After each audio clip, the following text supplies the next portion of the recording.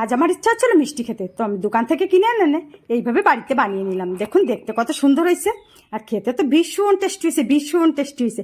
তো আমি এখানে ছোট দানা সুজি নিয়ে নিলাম। আপনাদের কাছে ছোট দানা সুজি না থাকলে বড় দানা সুজি মিক্সির বাটিতে দিয়ে ঘুরিয়ে নেবেন, ছোট ছোট হয়ে যাবে।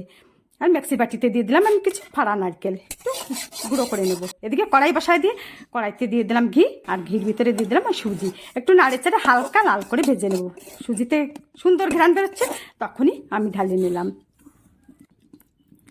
কড়াই এবার বসায় দিলাম, কড়াইতে দিয়ে দিলাম ঘি আবারও, আর দিয়ে দিলাম ওই মিক্সি বাটিতে যে নারকেলগুলো গুঁড়ো করে আনলাম সেই নারকেলগুলো, আর ওই বাটিটা দিয়ে একটু জল দিয়ে দিলাম, আর দিয়ে দিলাম 2 চামচের মতন মিল্ক পাউডার। মিল্ক পাউডারটা অবশ্যই দেবেন, তবেই খেতে টেস্টি হবে। তারপরে নাড়ে চাড়ে আবার বাটিতে নামিয়ে নিলাম। কড়াই দিয়ে আবার দিয়ে দিলাম যতটুকু সুজি নিছি ততটুকু চিনি, আর তার হাফ বাটি জল দিয়ে 2টি এলাচ ফাটিয়ে দিলাম, সামান্য একটু লবণ দিয়ে দিলাম। লবণ দিলে মিষ্টি খেতে আরও বেশি টেস্টি হয়। তারপরে দিয়ে দিলাম ভাজা নারকেল, একটু নাড়িচাড়ে মিশিয়ে নিয়ে দিয়ে দিলাম ভাজা সুজিগুলো।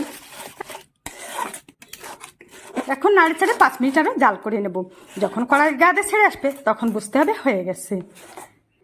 দেখুন ঠিক এরকম হলেই নামাই নিতে হবে। তো নামাই আমি ঠান্ডা করে এই যে প্লাস্টিকের বাটিগুলোতে ভরে নিচ্ছি।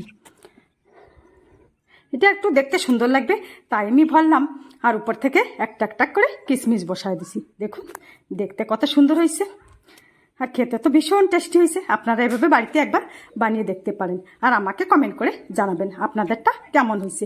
আজ এই পর্যন্তই, ভালো থাকবেন।